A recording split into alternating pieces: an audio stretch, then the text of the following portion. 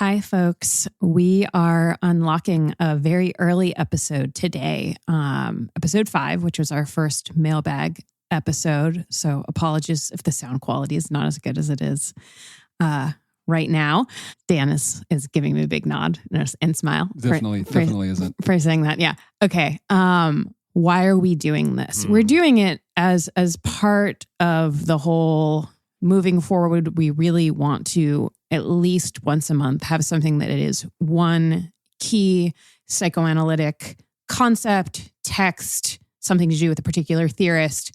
And as we were trying to think about how to proceed, both Patrick and I landed on what, for me at least, is a keystone to understanding Freud. And without Freud, he is sort of kind of definitionally the sine qua non for this entire endeavor. Anyway, we landed on the interpretation of dreams. And early on, we actually did an entire mailbag episode that is like more than an hour and a half of us just responding to one person's dream by saying, as you will hear, we can't actually interpret your dream for you, but we can tell you what Freud says about how to interpret dreams. So in this episode, we will be talking about things like the mechanisms of the dream work, and offering some suggestions as to how you might apply these to your own dreams, should you be so inclined. Yeah, and there's another reason why we're releasing this one too. Not least of which being, if you listen to our Patreon supporters will have caught our Barbie episode last week, in which we talked a lot about dreams and about sort of what dreams mean and the mode of aspirations and the mode of cultural narratives, and also in the mode of these weird things that happen in the theaters of our mind while we sleep, or at least toss about fitfully. And I think that drove home for us, just having that conversation, how key the question of dreams is to psychoanalysis. And the question of dream interpretation. Yeah. And you will hear us say many times, you'll hear us quote many times Freud's famous line about how not dreams, but the interpretation of dreams is the royal road to the unconscious. So there are two other reasons why I wanted us to sort of like open up to, why I wanted us to return to dreams, or why we're unlocking this episode. One is the fact that for Freud saw himself and saw his own inquiry into dreams as sort of holding the initial germ of the psychoanalytic enterprise for him. And by the same token, and you can find different sources on the publication history of this, it's oftentimes understood that he saw that the opening onto the new 20th century, which is when, some of the most prominent editions of the interpretation of dreams first come out, as being the moment in which he could offer to the world and sort of like come out publicly, as it were, as the evangelist for this thing that he was calling psychoanalysis. And the vector he chose to do for that, first and foremost, was dreams, whereas the uncanny happened several years later. So it's in the spirit of both that specific, exploring the specific content of dreams and how dreams are relevant, and hopefully people will continue to call in with dreams to us.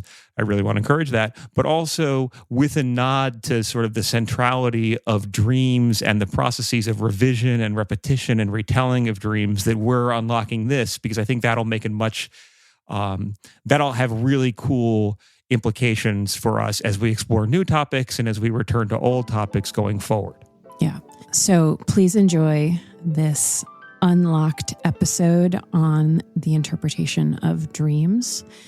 We have a lot of other exciting episodes coming down the pike, just for those of you who are keeping track. So, new standard edition Patreon episode drops next week.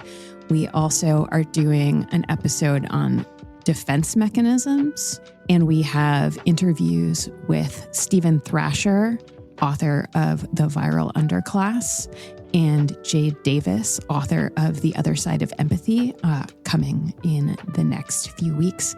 Thank you so much. Please enjoy.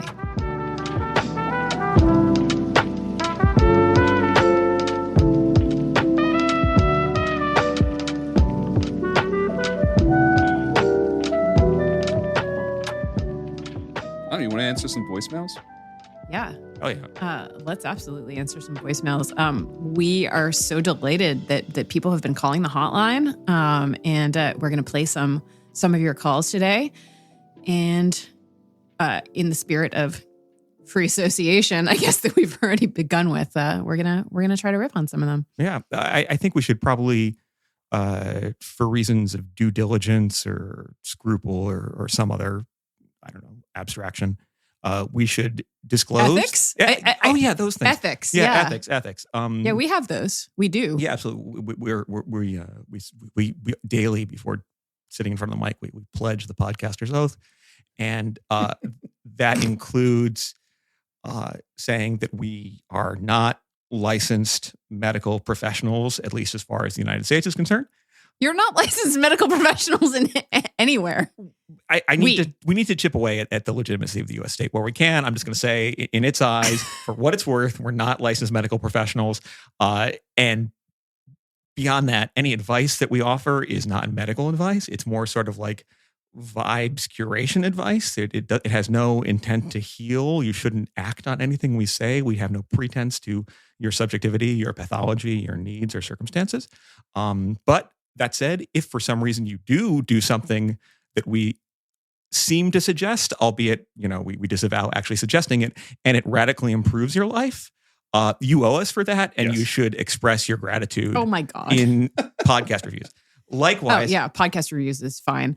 But also in all seriousness, we are not clinicians. We've got some expertise. And for me, those things are in things like philosophy and religious studies. And for Patrick, it is in comparing literatures. All right. Psychoanalysis, but literally we can give you advice about philosophy and literature. We cannot give you and those are areas in which we have actual expertise. We are not clinicians. We are not therapists, except in the limited way in which post-COVID America, in which everybody is kind of called to be in a therapeutic relation to someone who is having particularly a day where they can't go on. But again, not therapists. Yeah, this is definitely not a mental health care space. No. I mean, obviously, we value your mental health, but we're not offering you granular tips on how to deal with it. And I can parlay some of the clinical experience I've had in terms of exposure to case conferences, et cetera, but I myself do not have direct clinical experience with patients, and I am not maintaining that pretense. So I want us to be very clear that, I just needed to just have a moment of actual seriousness.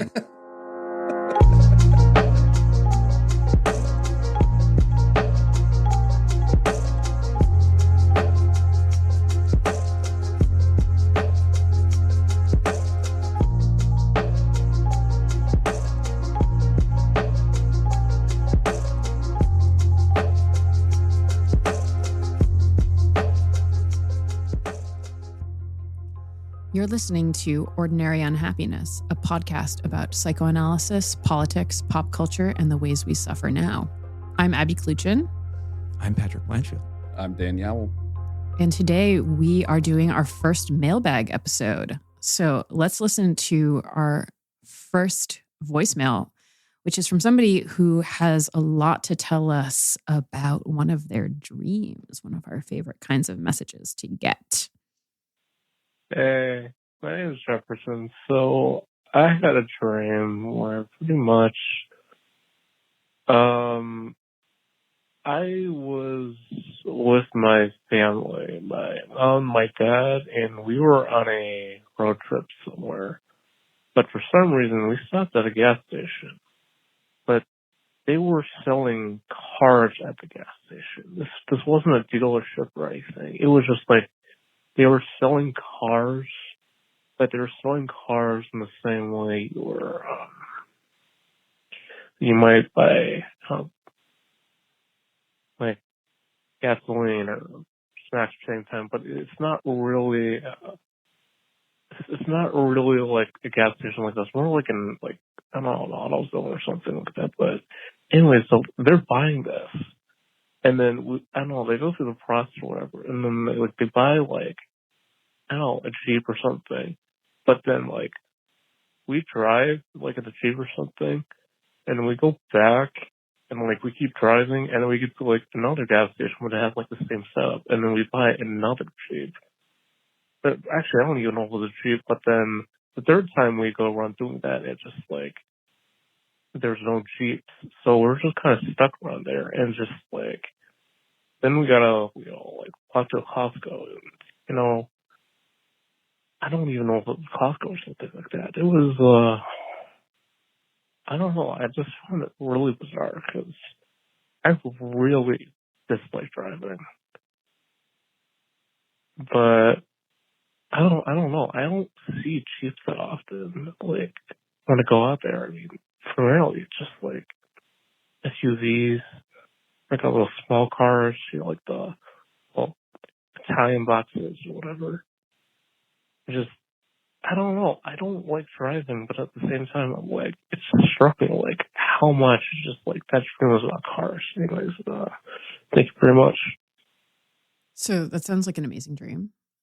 And I will say, like, there's people usually say something like no one wants to hear your dreams, right? Like this is somebody not at me who's in this studio with me.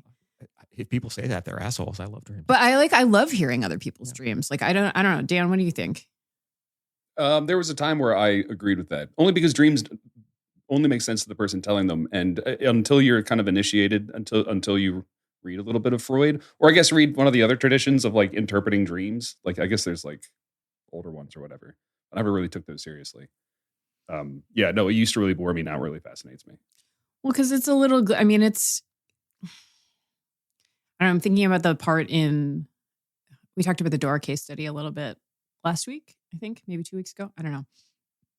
And there's this part that we didn't talk about where Dora's sitting there, and like Dora, the patient, and she's sitting there and she's poking her finger in and out of her reticule. And a reticule is like, to the best of my understanding, it's like before there were purses, it was like a little bag that you would put underneath your skirt. So like putting your finger in and out and in and out, like obviously there's some symbolism going on there. And Freud uses it, if I recall, as an occasion to be like, even when you think you're hiding something, like you're actually showing a lot more than you are. And Freud also says that the interpretation of dreams is the royal road to the unconscious. And so when someone tells you their dreams, even though, like Dan said, I would say, as somebody who is at least a little bit committed to the Freudian tradition of dream interpretation, like you can't know because a dream is in that person's own idiolect. But it is still like they're showing you this thing. And if you're interested in like what are the parts of people that they generally don't want to show to others? Like when someone is telling you their dream, I feel like, I don't know, I want to listen. Right? Yeah. And I think we in a few minutes, we should say something about the Freudian project of dream interpretation and why we can't do it. But in this instance, we told you to tend to your dreams, and now we're going to tell you why we can't actually interpret them. However, the dream is going to be good material for something else. Yeah, right? yeah. And which is for us to talk about dream interpretation and also to talk about like some features of dreams more broadly, and maybe we'll share some dreams. So look, please keep sending us dreams. But like, I think something to say here, and I'll happily give some background on the Freud if we want, is like this. Well, yeah, first, like dreams are central to the psychoanalytic history, right? And for Freud's dream book, 1900s, like he's like, the beginning of a new century, his greatest discovery, his monumental publication, which initially in sales disappoints him, but then becomes, probably the most read work of Freud's ever, is his interpretation of dreams, right? So dreams are central. But before we even talk about like what dreams are for Freud or what dreams, how they can function in certain types of psychoanalysis, I kind of want to just like underscore that we all have an appetite, or that like we seem to have an appetite for the weirdness of dreams and just how weird dreams are in the first place. Yeah. Right. So let's do the first thing first and the second thing second. Like the first thing is like the appetite for dreams, right? Like people like stuff that in art, I'm thinking of like the films of David Lynch or the paintings of Salvador Dali, right? Or like music videos. Like we like stuff that has a dreamy. That feels like one of these things is not like the other one to me. I think lots of music videos that are like really, really good. Or lots of video games even too. Like, yeah. Hell, even like the Max Payne video games or something like the idea here, though, is that like you get these visions of a world where things don't quite work the same. And they're suffused with, to use a Freudian term, like this kind of uncanniness. The uncanny, we'll splice in Nathan saying unheimlich here, but Unheimlich. Unheimlich, yeah, which is literally it's unhomelike. Yeah, right. It's stuff that you're the familiar opposite of feeling at home. Is the feeling of not at homeness, of uncanniness, which also might have a sort of quality of like doubleness. Yeah. And like, there's a great essay by Freud called The Uncanny. Sorry, go on. No. It's just like the uncanniness, like the idea in the uncanny is that here's something that's around all the time that's like in your home, and that's very familiar to you, that's second nature, but then you spend enough time looking at it, or you look at it by accident in some way, and suddenly it looks totally different. And oftentimes it's creepy, right? Or it's weird, or it's different. That's like what uncanny means in the Freudian context. And think, just to give a quick example, think about like all the horror movies that are about, oh, this rocking chair is evil. Or like, let's spend a lot of time like looking at these dolls or this stairway or like these things that are. Wait, is there actually an evil rocking chair that you're thinking about? I mean, there are lots of scenes where suddenly we're focusing on the rocking chair and the person in it. Are they alive? Are they dead? I'm thinking Psycho here, other things. As you know, I cannot watch, as both of you know, I cannot watch horror movies because I feel like I'm anxious enough in my everyday life, and adding something that like deliberately creates anxiety I get that like other people do it to like master it, but I don't get it myself. Well, it has a feeling of a nightmare too. And like who wants to dream nightmares? People generally don't like them. And I think, but that sort of underscores the point here, right? Like what dreams do, even if they're not terrifying in their uncanniness, is that they produce things that are normal in a world that we know to have certain rules and expectations, but where stuff just doesn't quite work right. Like you don't buy Jeeps at a gas station, right? You don't stop driving and switching cars on a road trip unless you're, I don't know, like doing some sort of circuit rally, like with the Top Geared Boys or something. Like there's no. Yeah. And this is a dream that has like a lot of those features that it's really recognizable. Where it's like you start something and then you have to go do it again, and you have to do it again, and you have to do it again. You're going somewhere, but you never get there. You never get there. Yeah. And then you never get there. And then you never get there. Yeah. And it's with your family. You're not sure who's, yeah, exactly. You're probably not sure who's driving, and you don't like driving, but why is this all about driving, right? So like this kind of, the stuff of your everyday life, right? What Freud would sometimes call like the residue of the day gets reworked into these kind of narratives, or like narrative almost isn't quite right. And here I think of one really good example in the world of like film, like David Lynch's films are oftentimes described as being dreamlike, and he himself has a practice of lucid dreaming via transcendental meditation or whatever. And, he invokes his nightmares and dreams and he writes them down. Right. But the idea here is that they have even as they are incoherent from the perspective of everyday life, they appear to have a meaningful character of their own, or at least we feel that there must be meaning, or we get experiences of intense emotions, confusions, associations that seem urgent, even though they're not real. And that's sort of the second thing I wanted to say, which is just, it's really, really weird that we dream. Like, let's just, I kind of want to like. Oh, really, yeah. I feel like we should stipulate this. I mean, as a person who dreams a lot, like I have 3 solid dreams every night, and I wake up and I'm sort of like, okay, well, the task of the first hour of the day is to understand what just happened. And then the more you write it down, of course, then the more you dream. So, and the more you read Freud, the more you dream. That's also always been the case for students I've taught Freud too. Oh, they yeah, always dream it's more. absolutely true. It's absolutely true. At a certain point, you have to put that stuff down, because like you will not have enough time in your day to do anything other than think about your dreams, which is going to then cause you to dream more and weirder and more brilliantly. Yeah. And so like this is a thing that I think we should sit with in its proper like weirdness for a second, right? Like just the idea that we conk out for several hours a day, hopefully more than several. And generally speaking, though it's not a universal case, your mind produces stuff that you later remember. Like literally you spend an extensive period of your time supine. Maybe I don't know what position you're sleeping in. Maybe you're hanging upside down from the rafters of like some desecrated church or something, in which case, good for you. Just keep living your best life or undead life. But the point here is that you dream and you hallucinate stuff.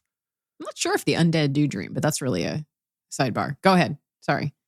Cthulhu dreams, but he's, you know what, we're in a very different, just the point here is you do weird stuff. Like your mind produces this stuff for you, Okay, right? sure. And it not only is it something that historically, you know, for thousands of years, people have thought to have various types of prophetic meaning or other types of meaning.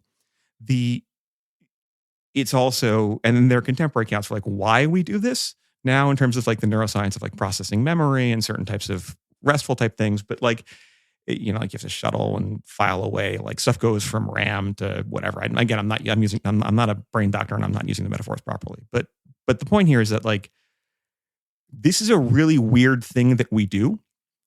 And it is, for Freud, and I think for all of us, a really great example of how there's stuff happening in our brains that is not conscious. Yeah. Do you want to say minds? Our minds, yeah, I would say minds. I feel like you want to say minds right now. Well, yeah. So that's like like Freud will at several points ask these basic questions, right? Which are like they have an element of simplicity to them, but I think they get a profundity, right? One of them is like, why do we dream? Dreams. What's up with that? Right. And he has other ones too, where he's like, well, why do we forget things? Why don't we remember everything? Why do we only remember some things versus why do we forget things that we want to remember and, you know, can't shake things we wish we could forget, right? These are actually like very good questions to ask. And if I can get a little bit granular about questions that the interpretation of dreams answers specifically, it is like, why are dreams, you're saying weird, but I would say in more Freudian language, distorted. So I don't know if that's, I think that's right. She talks about dream distortions and how are they distorted, right? So this is something I want us to get into is like Freud calls, we have invoked the distinction, the like very crucial Freudian distinction between what's manifest and what's latent before. And that is elaborated at the most length, I think, in the interpretation of dreams, specifically in the context of what Freud calls the dream work. And I think that is like a not accidental. I mean, we're in the realm of Freud here, so nothing is accidental, right? Nothing is random in psychic life. No word choices are innocent. But it is the Traumarbeit, right? It is the dream work that the transformation of dream thoughts, right? What is latent into what is manifest, which is like the weird, distorted David Lynchian stuff that Patrick is talking about here. So one thing to say right at the outset, and as we go into this, and this is, I think, speaks to what is oftentimes a crucial misunderstanding of Freud on dreams, but also of dreams in general and psychoanalysis and dreams, right? Which is that you can't interpret a dream as though it were just a narrative of symbols that you could then turn to like a dictionary or guide for what those symbols mean, right? This is actually, I mean, one of the things we're at some point, I hope we'll do like a whole bit on the interpretation of dreams because it's wonderful. It's like 700 pages long. We are just scratching the surface of it now. But one of the things that's actually like kind of remarkable, and this calls back to something Dan was talking about, is like earlier, like pre-Freudian versions or visions or whatever of dream interpretation. The whole first chapter, which is like at least 100 pages, is just this giant literature review. I actually think about this sometimes when I like assign my students to do a literature review. I'm like, Freud just goes back and he's like, dreams, what has everybody until 1899 or whatever, I don't know how long it took him to write the dream book, came out in 1900, but what has everybody said about it up until now? And he rejects two things that he calls specifically the symbolic method and the decoding method. So what are those things? The symbolic method, he actually calls back to the Bible and to, who is it that has the like prophetic dreams in Joseph, thank you. It was like, that just like went out of my head for a moment, but I knew somebody in this room was going to know the answer. So like where he's having all these dreams and like, it's symbolic in the sense that not just that everything like corresponds to something else. That's actually what he means by the decoding method. But there is like one holistic meaning. Like you can take this dream and interpret it and it like projects something into the future. And the decoding method is like, think about like a dream book where it's like, there are these certain symbols. And if like, man, every example that's coming to my mind is like really overdetermined. Phallic. Yeah. Yeah, I know. Like, quick, think about something that's not like an eggplant or whatever, or a skyscraper. But the idea that like, I don't know, guys, give me an object. Apple equals Okay. innocence. Yeah. So like X equals Y. And Freud is like, that is simply not true. And there is a bit later on when he talks about dream symbols, because of course, like Freud is the guy that gave us phallic symbols. Well, he didn't give us the symbols. He gave us ways to talk about it. But he certainly does think that there are some symbols that are common to people. But fundamentally, a dream is about the dreamer. This is not like, Jung's like collective unconscious. There are no universal, there are some universal symbols, but that is such a tiny, tiny, tiny piece of what dream interpretation is about, that Freud is really at pains to just be like, there is no handbook for dreams. They have to be gotten at through this, we've talked about the technique of free association in the past. And he will also tell us that there are 4 mechanisms to the dream work. And we can talk more about these. But in brief, they are what he calls condensation, displacement, considerations of representability, and secondary revision. So like, just to give you a very, very brief gloss on all of those, or example, condensation is taking many things and putting them together. So for instance, composite figures, like in this person's dream, I don't think there is a composite figure, but Dan alluded to the idea of like, okay, like, and suddenly my family is there. Like, so there is, you're dreaming and there's a person, and it's simultaneously this person you knew in 5th grade, but also it's your dad. Freud gives us a really good example of this in his specimen dream in the interpretation of dreams. Displacement is about moving, like what seems central generally is what is actually the most peripheral, which is one of the things that dream interpretation can reveal. So you wake up and you're like, I had this dream about that. But actually, after free associating for quite some time, you'll figure out it was actually this small detail. So like the thing that seemed the most important is actually the least important. The thing that seemed the least important is actually the most important. There's that. And this is like a very powerful strategy for keeping the unconscious conscious. Considerations of representability is just about like the fact that dreams, at least for Freud, are fundamentally visual things. They don't have things like logical operators like we have in, like there are ways for a dream to say like but they have to be put into some sort of visual language. And secondary revision is the one that is the closest to consciousness. Everything else here is like really an unconscious mechanism. But like when you're think about like when you're on the verge of waking up and you start to kind of put the dream together, and inevitably you're doing it in a way that is much more like a coherent narrative than the actual way in which it unfolded. Not that you have, unmediated access to that. Yeah. And so one way to think about this thing that's called the dream work, right, is that the dream work isn't like it's not like a job that you do with intentionality. It's how dreams, like it answers the question, like, that old meme, how is baby formed? It's like, how is dream made? How does dream happen? and dream happens through a series of procedures, condensation, displacement, etc., that rework familiar elements of your day or of your past history or of whatever it is you're consuming or thinking about in novel ways, in a generative fashion to do something, right? To produce the dream. And for Freud, the answer is always functional, right? The dream exists to to fulfill ultimately to fulfill a wish, but specifically to fulfill the wishes that you had during the day but couldn't let yourself fully experience. And crucially, the dream will fulfill those wishes, but in a way that they are sufficiently disguised such that you don't wake up. Yeah, I love the line that Freud has where he says that dreams are the guardians of sleep. Yeah. I think about that actually a lot. Also, can I say one other thing about wish fulfillment? Is Hannah Zeven, who we talked to last week, writes about this in her essay Composite Case.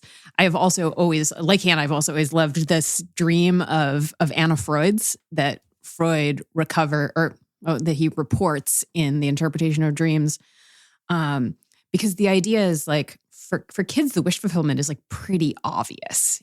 And I don't remember the details, except it's like she says her name and then she's like, strawberries, wild strawberries. Of course, it's different in the German, but like even in the way that they reproduce it in the English, it's like like this baby kind of thing. But it's just she's naming all the things that she was denied that she wants to have. Yeah. It's like the clarity of the character of wish fulfillment shows up in the dreams of children. I remember having a dream when I was like 6 or 7 years old, and it was around Christmas time, but it wasn't yet Christmas. And I remember the dream was about my waking up and there being a bicycle for me underneath the Christmas tree. And it was a beautiful red bicycle, like a chrome cherry kind of thing. And I wanted the bike so bad, and I was so excited about it that I woke up to go, in the dream, I woke up to go into the room to play with my new bicycle. And of course I got up and it was December 20th and there was no bicycle and I didn't even really want one. But I remember feeling bereft of this thing, right? So this is a situation where the dream... You didn't want one? Well, I don't know, but this is a situation where the dream work sort of fails in some ways, right? Yeah. But it speaks to two things. One, what kids want is oftentimes pretty straightforward, right? And as Hannah said in the last episode, like if you listen to kids, they kind of do validate Freud's theories naively. Like the things you want, you're going to get in the dream. But also, the point of the dream is for you to stay sleeping because you need sleep from Freud's perspective, right? So this mechanism of disguise, all these different aspects of the dream work, they function to keep you in bed. And another way of thinking about this, so if my dream has me waking up and losing sleep to go look under the tree, well, the dreams have kind of failed there, right? It hallucinated the fulfillment of my wish, but it did so to the point that I actually stopped sleeping. I'll give another example of this, right? And again, part of the way to think about this type of Freudian thought and this error in Freud's thought, which also applies to stuff about parapraxes or slips or errors, and also applies Freudian to jokes. slips. Yeah. Is this idea that like stuff is sometimes called the hydraulic model, this idea that like stuff builds up and it's got to go somewhere. It's got to get worked through, right? And so over the course of your day, stuff builds up.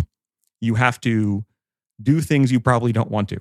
You have to stay at work. You have to not yell at people, right? You have to, here's a really good example. You have to go into your boss's room your boss's office when they call you in there, and you have to nod as they try and get you to work harder and maybe threaten you with getting fired or something, right? This is especially dark because you're your own boss. Yes. Yes. And it's part of the reason why my dreams are so terrible, but that's another matter. So there's all these things that you have to do today from smothering the desire to brain your boss with a stapler, to getting into a car for a long commute, to not doing revenge bedtime procrastination and staying up all night playing Diablo or something, right? Like you have to basically check these impulses. Yeah. And oftentimes you even have to check letting yourself know that you have those impulses, right? So then you go to bed, and one now is that now you go to bed. Once you stop revenge bedtime procrastinating. Yeah, you get to bed and you start dreaming. Now, because repression doesn't entirely stop, right? Even when you sleep. Right. The censor is down is sort of the way that Freud uses this language of the censor. I don't know if he uses it that much elsewhere or if it's pretty distinctive to the interpretation of dreams. Yeah, it's pretty tightly there. And it comes up in some of the cultural stuff later. But yeah. But one again, so there's stuff that's like I want to like invoke like a steampunk machine of like a generator or something, like a big a barrel that's like full of steam and hot stuff, and like it's basically it's gonna explode unless someone opens a pressure valve somewhere, right? I mean, it's very much of his moment. Yeah, very much so. And also, too, this is the other analogy here, by the way, is he's very invested in the cell, or rather the synapse. Like, so a buildup of energy needs a discharge, right? So now you go and lay down and you're sleeping. And all day long, you've wanted to walk out of work. You've wanted to kill your boss. You've wanted whatever. If you do have a dream, though, which is literally, I don't know, like you're killing your boss with every single implement that's in like the stationery closet of your workplace, like that big chopping thing for papers or whatever, or like, I don't know, you're killing him with mechanical pencils. That's going to be very, very graphic, and it's probably going to wake you up. You're going to be like, oh, God damn it. Now I'm still thinking about this asshole, and I didn't get sleep. I'm going to be even worse tomorrow. Yes. Right? So what the dream does is disguises the wish fulfillment. It disguises the wish fulfillment. So instead of, I don't know, dreaming about killing your boss and dreaming about just like fleeing work, let's say you have a dream where you arrive at the office in a nice car, you park in the best parking spot in the deck, the one that, if you were to think about it a little harder, you'd realize your boss has. You walk up to the steps of your office, and there's a little sign on the door that says, and you can't read in your dream, but you know what it says. It says, half-day picnic. And you're like, okay, great. I can go have a picnic now. Right? So the dream is satisfied. Or your wish for the day is both expressed and then satisfied. Satisfied, yeah. It's a hallucinatory satisfaction, but it is a satisfaction. Yeah. And I think just like Anna Freud's wild strawberries. Yeah. Exactly. And just like, and just, I should say that this is a really nice like entree into thinking about a lot of other things in Freud's work, because it's the whole idea that you want things, you have unconscious life that happens, and you have to check that in conscious ways and in unconscious ways. But there has to be a transformation also of those. You can call it drives, you can call it desires, you can call it wishes. There has to be a release. Yeah. If not, then you start having what he would call hysterical behavior. You start having acting out, or, God forbid, you actually do at some point murder your boss, right? So the dream is like another example of this, which actually a really, really nice analogy someone gave to me, which will probably now pivot us to the question of like why we can't interpret this dream for this person, and to the work of dreams and psychoanalysis is. Can we talk a little bit about their dream? Oh, I wanted to talk about their dream, but I want to say go ahead. Here, let me. But to put a pin in this idea, like an example that that was given, I think this is a Bobby Paul line, is that like during your waking life, imagine that you were driving a car. Now we actually are kind of obliquely speaking to this dream already, but imagine you're always driving. Listener who hates driving. Yeah, hates driving. And you have to wonder what driving means for the listener. I'm curious about that too. But you as an adult person have to drive around constantly, and in the back seat is a little baby that's also you. And the little baby is doing stuff like throwing things or saying, I want to go to Disneyland, or I want to go to Wally World, or when do we get there? Are we there yet? I have to go to the bathroom. In other words, you have this mewling whelp full of need, desire, demand, effluence, all this stuff, just throwing a fit in the back. And you have to drive. You have to drive safely. You have to ignore it. You have to repress its needs. But then what happens when you dream, basically, is you stop the car, put your keys in the pocket, pick up the little baby version of yourself, we could call it the unconscious, whatever, put it in the driver's seat, lay out back on the back yourself and say, okay, I'm going to take a nap now. You can drive wherever. And of course, because the kid doesn't have the keys, sure, they can play with the wheel. Like, you're not going to go and enact the dream and through sleepwalking and kill your boss or whatever, but instead, now the kid can get its druthers and pretend it's driving for a little bit while you get the rest you deserve. So this is like a very neat way of thinking about. That's really, yeah. That's lovely. I mean, not lovely, but it hits hard. Yeah, it sort of explains why we do this, right? Like, now, the other thing to say here, though, too, and this is the thing that Abby already got at, is this idea that like you never have the dream in and of itself, right? Except when you're experiencing it as you're dreaming. The dream is a series of weird memories right when you wake it up, and it rapidly dissipates away. Likewise, the dream then also has the additional feature if you tell it to someone else or you specifically tell it to a psychoanalyst. And your analyst with you, now we're talking about like the second or third version of the dream. The dream keeps getting put into narration, right? And it's that narration unfolding in the space of transference that the analyst would interpret. So the analyst would be like, what did Jeeps mean for you? Or I noticed that this little bit of your dream, you described it differently, and would start to probe those meanings using the dream as a scaffold. And of course, we can't do that because we don't have the caller here. There's something also interesting that has always been interesting to me, because we talked about like the weirdness or like the distortedness of like all of that stuff, like what you remember, which again is not exactly as it unfolded. And even when you get to it, like Patrick said, it's the third or the fourth version of it. All of that stuff is not, like Freud is not really interested in that, except insofar as it yields something else. Like one of the things that's always been the most surprising to me, because like one of the things that I like about this is like, and we've talked about this before, is this sort of like this inexhaustible, like kind of vision of the human psyche. And yet for Freud, like when you actually have interpreted a dream, although he will say, he talks about how there's this thing called the navel of the dream that you'll never be able to get to. So like in some ways, the dream can never be fully interpreted. But on the other hand, we can arrive eventually, like through analysis, at an interpretation of many dreams, not necessarily all dreams. And then what you get is a sentence. Like there is like a sentence that is out of all of this kind of like rich, like, you know, deep infantile drives, and also like the detritus of like mental detritus of the day before. There's like one thing that the dream means, which has always struck me as like weirdly kind of reductive. But I guess it's just functional. It's kind of like naming a painting. A painting can have a whole ton of stuff going on, but then underneath it will be a placard that just says "girl with the pearl earring." Right. But if only the thing that really mattered is the name. And like you could stop looking at the painting once you knew. I don't know. Maybe I'm being reductive. I don't think the reduction is on you. I think the reduction has to do with what's the central issue here, namely, how do you translate unconscious wishes, which more often than not are mutually contradictory and unsatisfiable? How do you translate that into a proposition or a narrative sum up that puts elements of the dream and of those wishes in some sort of sequence and hierarchy?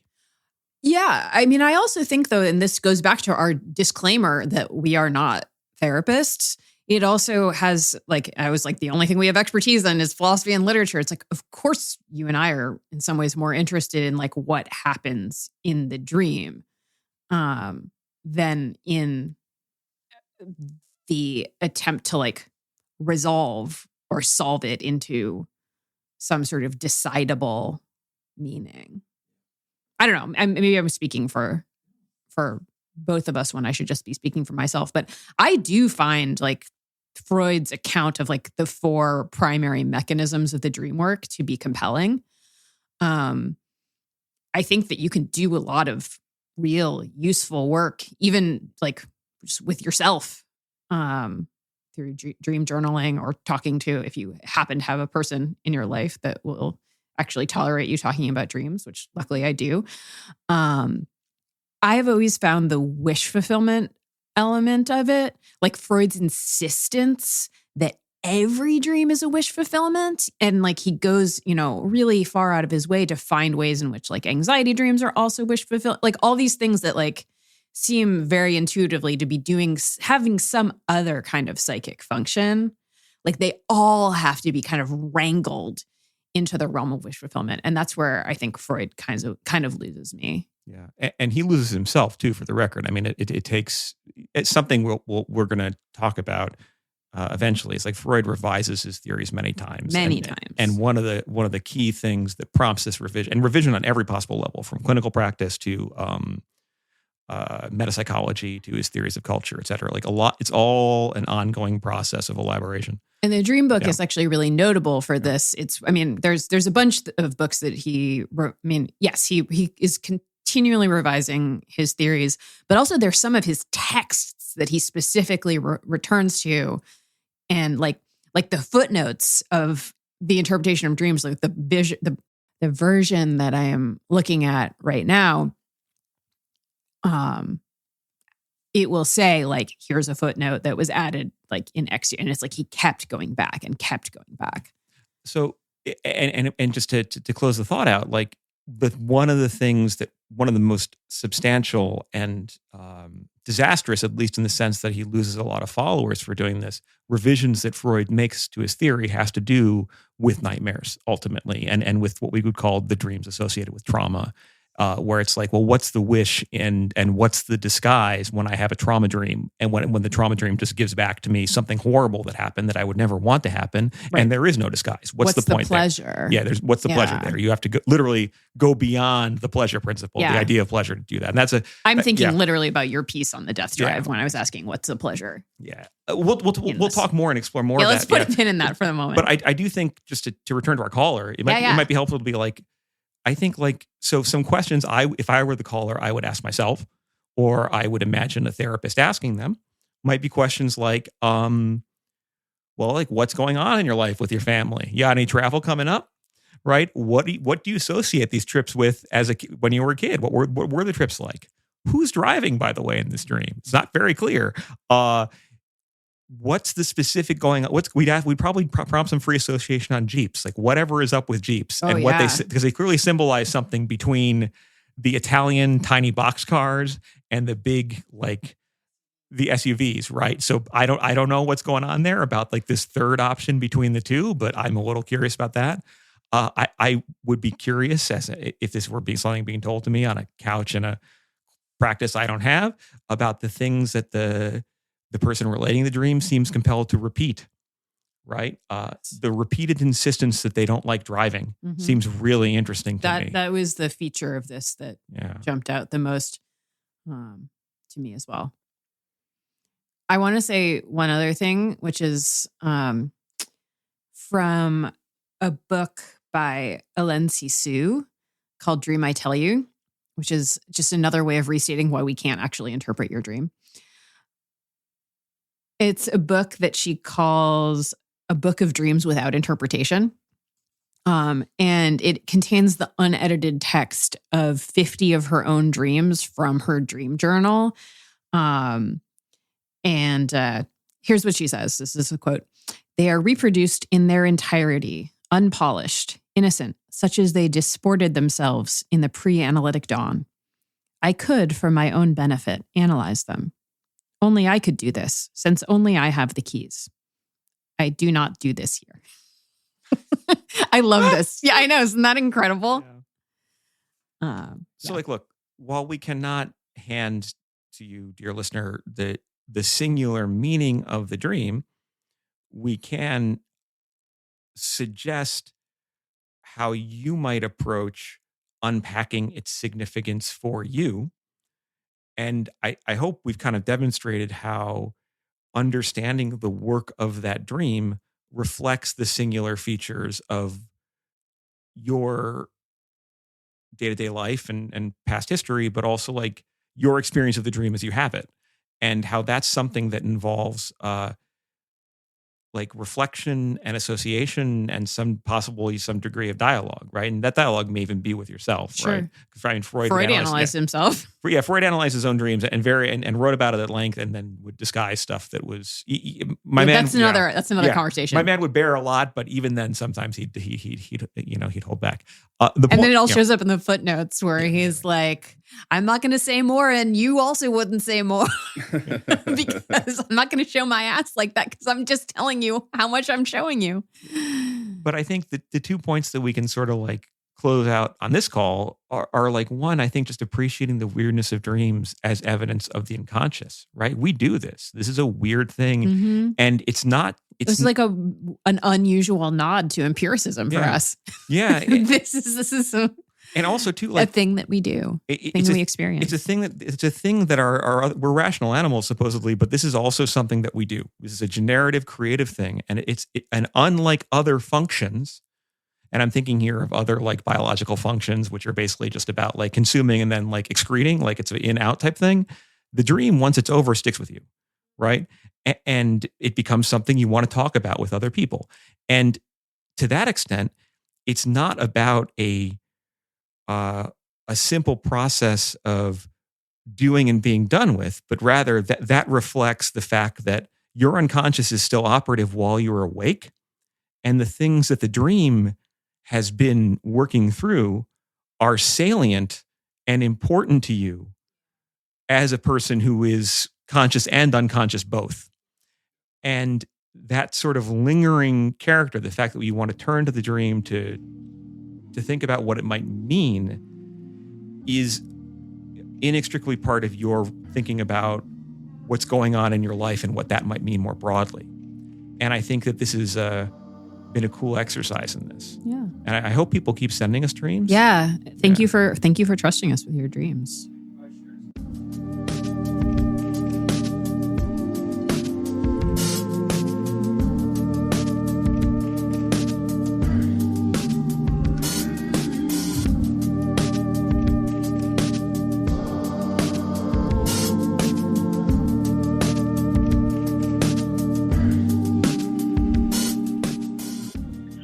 Hi, my name is Jeremy, and so I'm often struck in like hanging out with friends, who all see therapists, and I do as well.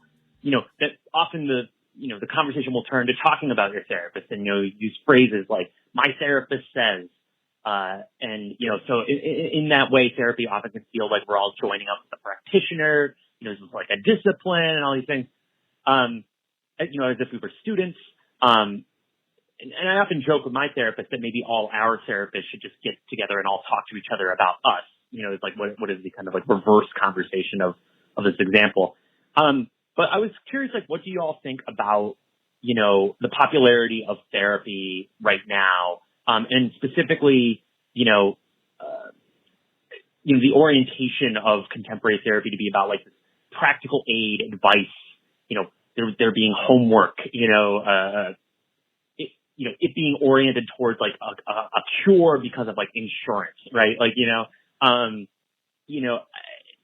the fact that it's not really viewed as like a discipline of a lifetime. It's not, like rooted in cures. Like I very much like see a psychoanalyst because like, I think this is like a lifelong thing, and there is no kind of like cure for like the fact that, for me, I have an anger issue, right?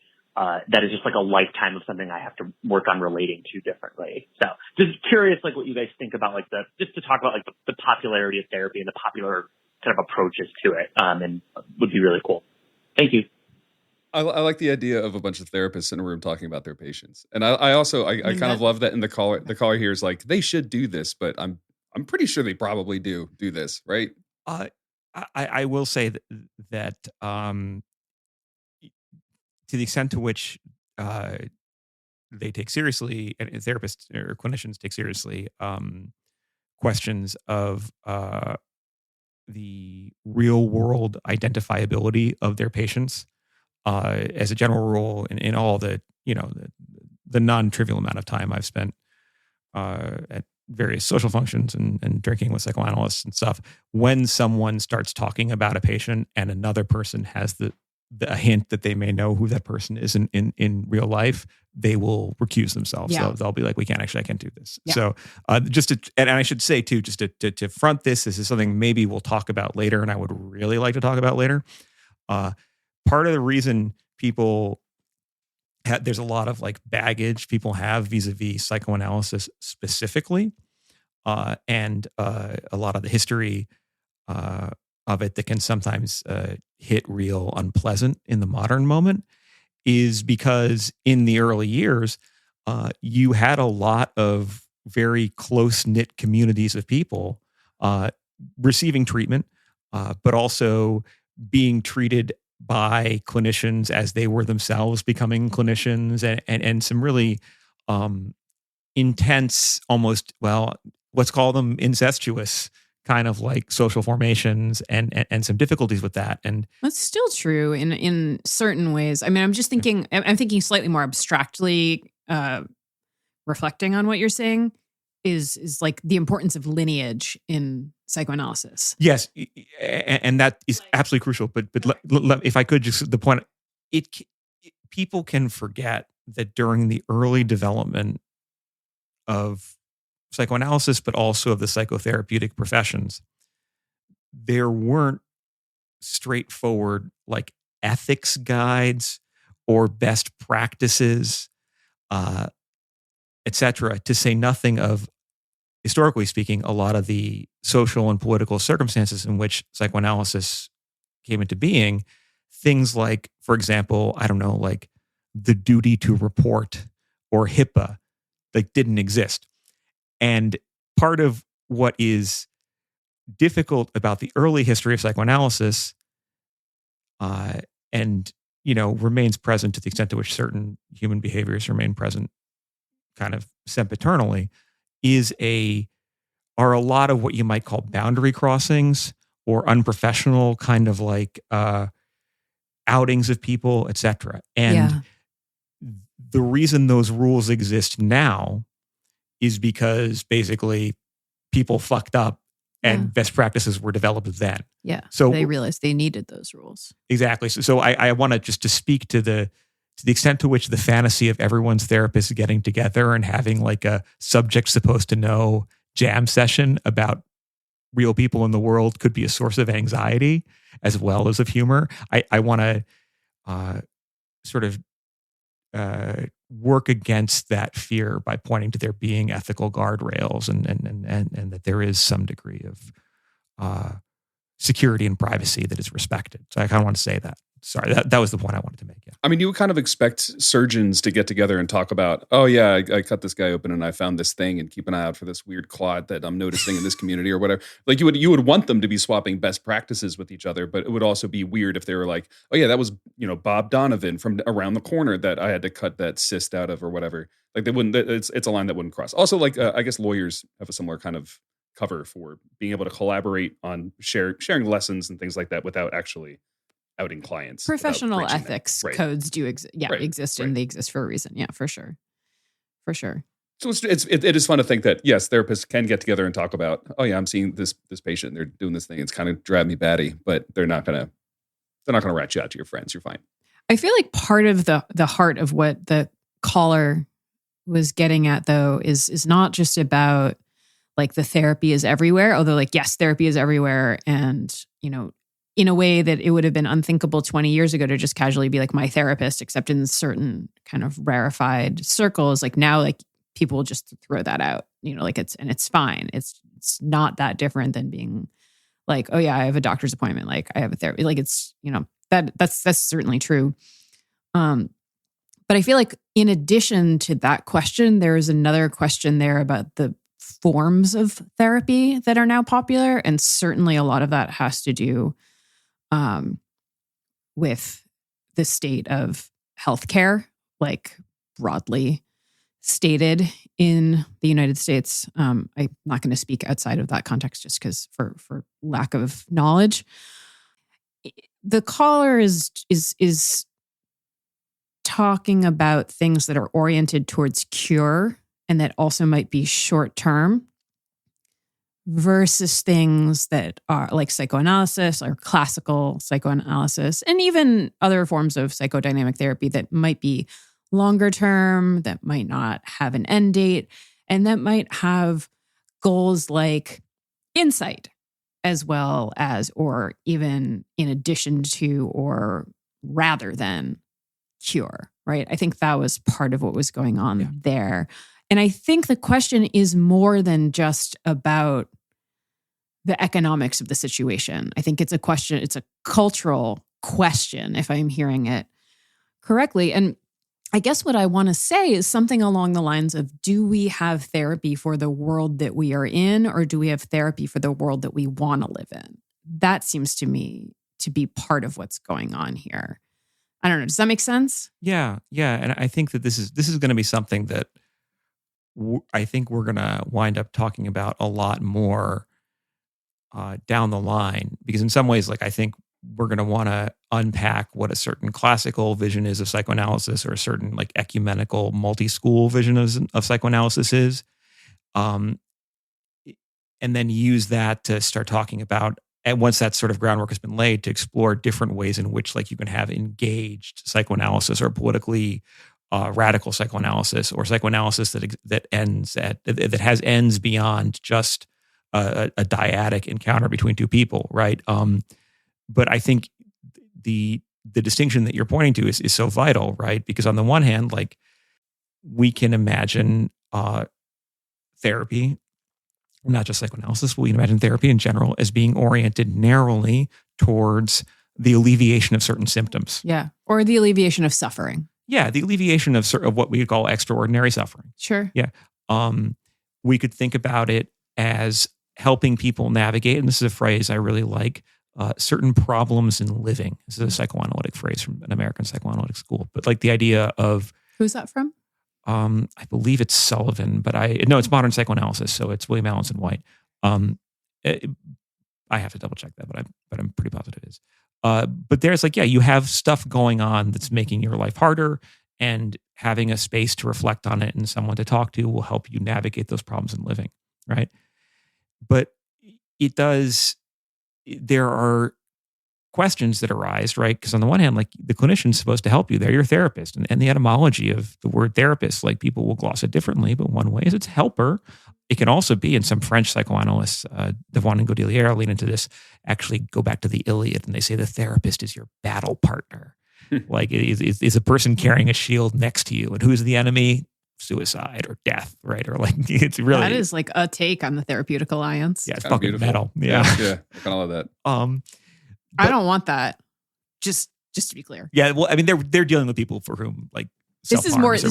Yeah, okay. Is a real thing. They're oftentimes working with war veterans. Actually, is okay. Part of their work. But you get the sense, like, the stakes are different for different sets of people, right? And as the caller kind of points to, one feature of a lot of American psychotherapy is about kind of, we could think about it almost as like a type of mental hygiene or something, right? Yeah. That's like, you've got these dysfunctions. Make sure to floss and also heal your symptoms. Yeah, let's do some mindfulness. Here's some homework. Let's work on your breathing. Here's some scripts to say. Maybe an app you can use. And these are... And go to the, free Reiki from your employer. And look, we're not knocking any of that per se, right? But note that these are... It's probably not a coincidence that a lot of those methods and goals are emerging against the backdrop of, and in the context of, a healthcare system that's centered around, like capitalism in its 21st century form and late 20th century form, which is all about getting people back into the workforce. Yeah. And that's why I was trying to make this distinction between, like, therapy for the world we live in, where, like, you have to go to work the next day. So, like, you have to, like, it makes sense that we have all of these modalities that are focused on getting you from the person who can't function to the person who can be a productive worker, to who will have the maximum amount of labor extracted from them. And, like, I get that, right? And, like, I also have to get up and go to work, and I need something that is going to make that possible. But there is also this sort of sense of, like, is that all there is? In a therapeutic relationship, it does matter. I think also, and maybe it matters more and less to different people, certainly. But I do think that, and, like, I don't know, Dan, Patrick, you can tell me that I'm being, like, hopelessly abstract, and I realize that, like, being a person who's, like, my livelihood, like, when I have to, like, get back into the state of being ready to go, like, do battle in the workforce, that literally means, like, teaching people philosophy. So, like, that looks a lot different than a lot of other forms of readiness. But I do feel like what conception of subjectivity is at work in a given form of therapy is crucial. And I do think that there are things that are narrower and broader, more capacious, and more restrictive. And that has nothing to do with the degree of help that someone is going to receive from any of these things. But I guess I'm thinking in the context, and like, this is why this podcast is called Ordinary Unhappiness. This is like famously what Freud said, like, if you are neurotic, that like, this is what you could hope to get from analysis, is you could hope to be returned to the state of ordinary unhappiness. One of the things that I do see in the sort of, I don't know if we want to call it a return to Freud exactly, but certainly like the growing interest in psychoanalysis and a sort of, a little pendulum swing that is saying things like CBT are not necessarily wholly sufficient. Is a turn towards the desire to be acknowledged as people who have depth and infinite depth, and who are not simply, beings that we want to slap a psychic Band-Aid on and say, get your ass back to work. Yeah. And I think to underscore that, like, we can put it maybe in terms that are not particularly psychoanalytic, actually not psychoanalytic at all, but like if you're invested in, like, I don't know, like fully self-actualizing people, whatever that might mean, right? Or if you have an idea that like the purpose of a therapeutic encounter shouldn't just be you show up, you say, this is what I want, I'm having panic attacks, or I can't do it, help me achieve the thing. But it might instead be like, well, let's reflect on what you might really want, and how the panic attacks may be a reflection of you're not getting what you want, right? Or in other words, something where it's like, let's look deeper than just the short term. Let's go back to your youth, your childhood, and let's also think about important relationships that you've had and want to have and will have, with an eye towards a future that doesn't have to look like the present. Mm-hmm. Yes. That can be a lot of things, right? Among other things, that can be very, very painful, right? In fact, sometimes people will get worse, right? Be more unhappy as a result of it. But they'll be like, well, I'm unhappy in a way that feels more authentic, or that's more related to the conditions of my situation, right? An example that pops into mind: imagine like the person who is closeted for most of their life and suffers terribly as a result of this. And then later on, perhaps they're in their 50s or 60s, they, through an extensive period of psychotherapy, they decide to no longer live a closet life. They're out, right? That can be a very disruptive and painful thing for them immediately, for the people around them, for sure. And it will involve a lot of work of mourning, because, you're going to be like, oh, wow, like I have kids. I was married for 30 years, and I will never be an 18-year-old cruising like the gay club scene or something. Like, you have to mourn things that you didn't have, right? None of those are things that an employer that just wants you back in your cubicle and not crying when you're at work gives a shit about.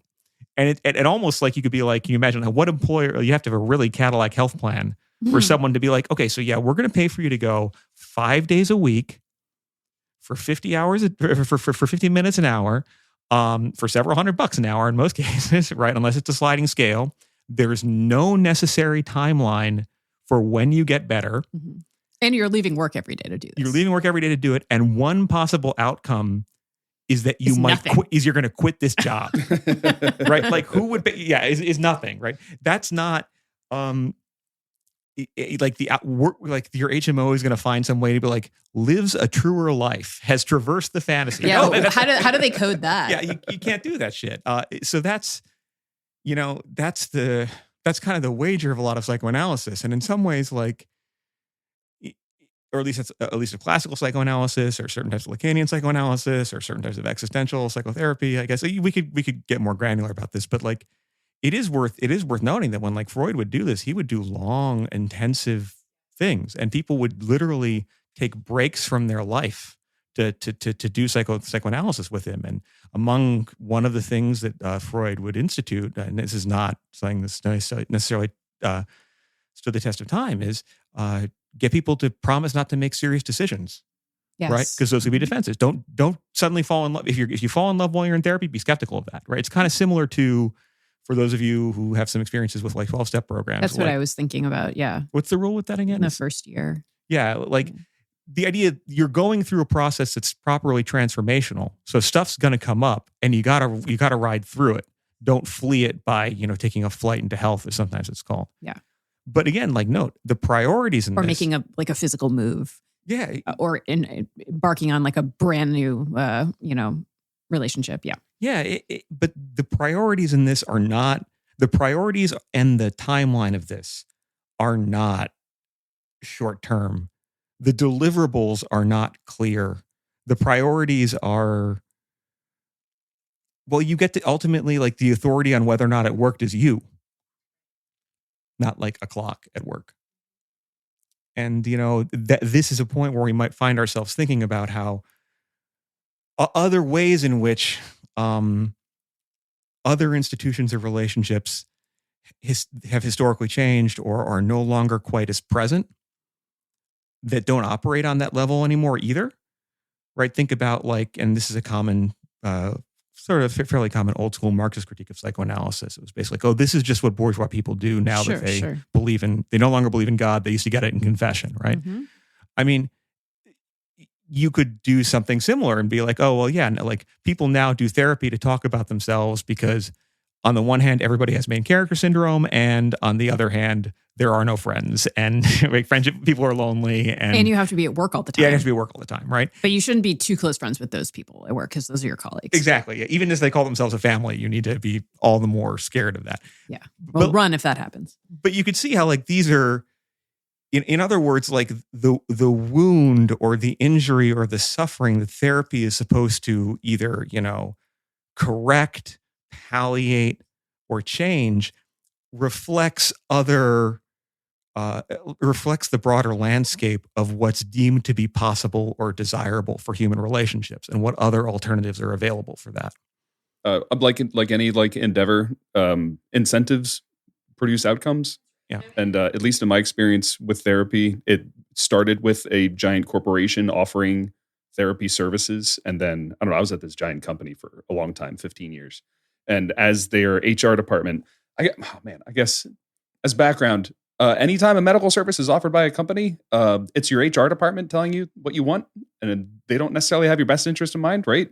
Is that fair to say? Is that safe to say? I think that's actually good advice. Okay. It's the type of advice we might be able to give, not based upon credentials, but just by virtue of being Americans. Yeah. By virtue of being observant. Yeah. Right. And so this company, it went from offering full on, like it was for like CBT style therapists. They also had some psychoanalysts that you could go and talk to.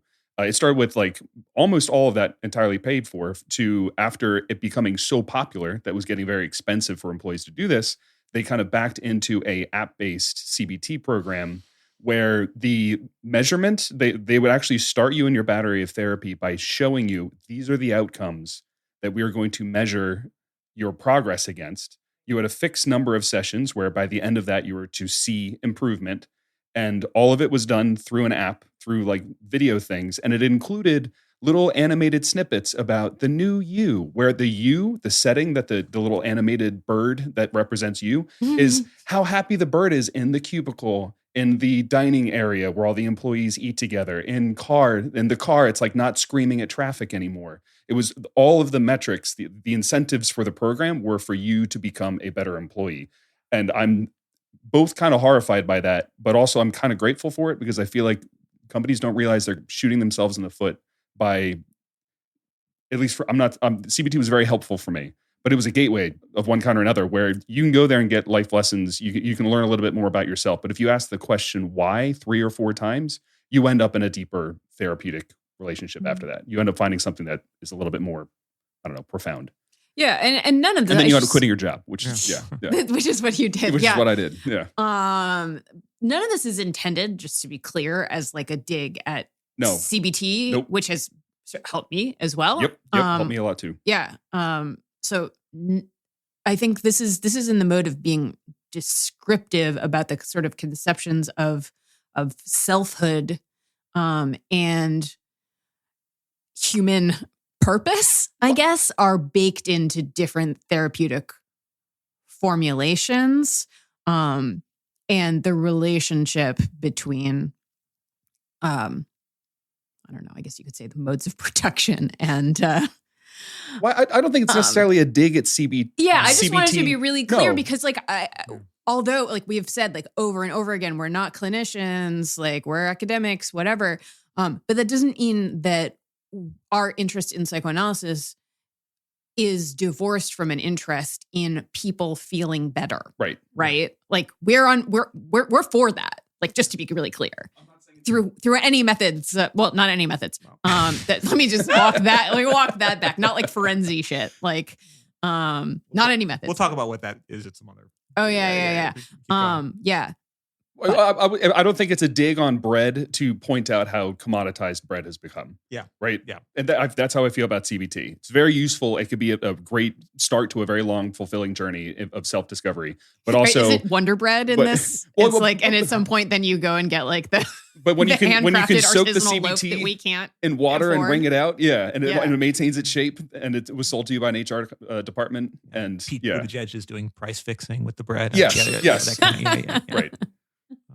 Or you also have to consider the ways, like I can't help but think about how that health battery was sold to HR by guaranteeing certain outcomes and also coming below a certain cost. Sure. So again, like the incentives there aren't necessarily that the employees are happier. It's that some volume of employees will be happier, and the ones that aren't, they're chafe. They can be chucked to the side. That's fine.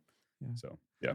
I think one thing that I think maybe a way to tie all these things together, and even to go back to our first sort of caller, right, is like a theme I think we're kind of pointing to, and in which we have nothing but sympathy for, because I think we're doing it too, is like everyone's trying to figure out how to live, right? And how to live in a little less pain, or to live a little bit better, or just to survive. And that means that you take advantage of the options that are available to you as best as you can. And if you're in the position of giving people options, you try to give them as best as you possibly can.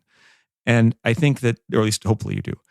And I think that ramifies on a bunch of levels, starting from like the fact that, I think, CBTs can be very, very helpful. Like if you can't get out of bed, you can't get out of bed. Like, and you also cannot like have extended reflections on like meaning and stuff. You need to get out of bed. So you need help with that, like whatever it takes, medication, whatever, like that's what you need. But also like we're skirting around something that, again, I think we'll get into more once everyone in the audience is a little bit more on the same page with us with certain traditions or topics or concepts, sure. Right? Which is like a recurrent question, which is not a decidable question. I think it's not an ultimately single answer question. Namely, like, is there a necessary political core or a political valence to the psychoanalytic enterprise as such, right? And then just to put this in terms Abby put it, right? It's like how much of this is about changing the person and making the person more adapted towards the world, or like diminishing their friction in life, and how much of it is about changing the world or envisioning a psychoanalysis for a world that we would like to have changed, right? And I should just say up front, we will, if this is a direction we want to go in, and please keep coming with the feedback and the reviews and then the responses on Patreon, on social media, if you want to participate in this. We will survey a great many different traditions and thinkers, right? There are, think about like Frantz Fanon, or there are a bunch of people still in France doing really remarkable kind of liberatory psychoanalysis, or there are people who are doing psychoanalysis in groups in very like underprivileged and minor and like marginalized communities here in the U.S., right? Where it's not necessarily classical psychoanalysis, but psychoanalytic theory and clinical therapeutic work is part of a broader battery of social interventions and social mobilization and movement building, right?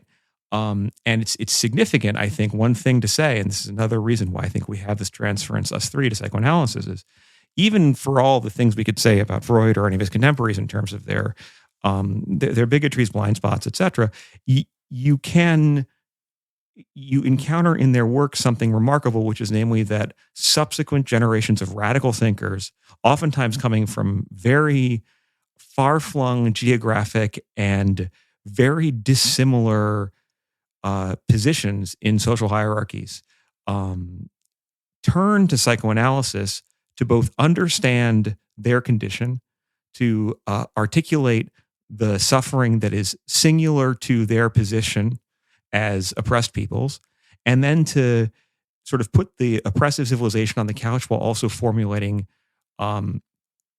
critiques or practices of emancipation or resistance, right? So it's a complicated legacy, such that psychoanalysis includes both the people who are, the ego psychologists in the U.S. It's one school frequently caricatured, but there's a grain of truth in it, as being like, well, we're going to get you back to work. It's all about adaptation, right? We're going to give you mother's little helper. We're going to teach you about how your boss is really like your dad, and that's okay. Like, it's all about getting you back to work. And there have even been fairly right-wing versions of psychoanalysis, which we can talk about too. But the truth of the matter is that as a practice and an orientation, it can go in a lot of different directions. And I think sometimes, like, you have to wonder what we are looking for from it and what we're asking for from it. And if I'll give an example here, right? But imagine like the psychoanalysis, like, and this is a silly example, and it's going to be a callback to the dream stuff we were talking about earlier. But imagine if like you do a year of therapy with someone, and your therapist is ultimately like, you're right. Your biggest problem is your boss. Your boss represents your paternal sort of introjects. It's all about your issues with performance anxiety and the whatever, yada yada yada yada. And we need to give you some healing. And then you say, well, doctor, that sounds great. Tell me. And then the doctor pulls open the drawer and says, okay, this sniper rifle, I'll be your spotter. We'll wait till he pulls into that spot, and then we're going to traverse a fantasy together, and everything's going to be fine. Like, clearly, this is a ludicrous example, right? It's probably it could be like a Patricia Highsmith novel too, where it's like, well, okay, we're going to identify what the problem is. We're going to identify your oppressor, and now let's go be psychopaths and kill him together. Like that, clearly that doesn't happen for reasons of, plausibility and the Hippocratic Oath and otherwise, right? But it is something I think maybe we want to reflect on is the broader sort of universe of what political agency or social change is. Like, where do we think we can make a difference, such that we then have these fantasies that we put on this fairly constrained encounter and assume that that's necessarily going to be transformational, or that will be the site of all the transformation that we need, right?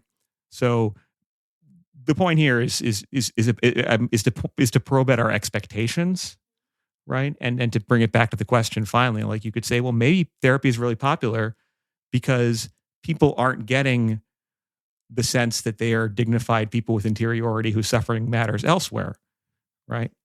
So that's maybe one very good answer for it. On that note, I think it is time for us to wrap up this inaugural mailbag episode. I'm not going to lie, we had several other calls queued up, but we had a lot to say about dreams. But please keep calling the hotline. The mailbag episode is going to be a regular feature. You can also, and some of you already have, and we're grateful for it, DM us on Twitter and Instagram.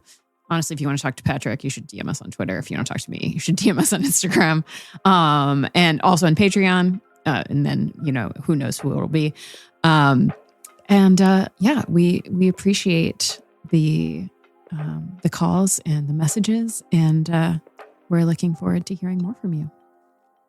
Thanks. Love you. Bye. Bye.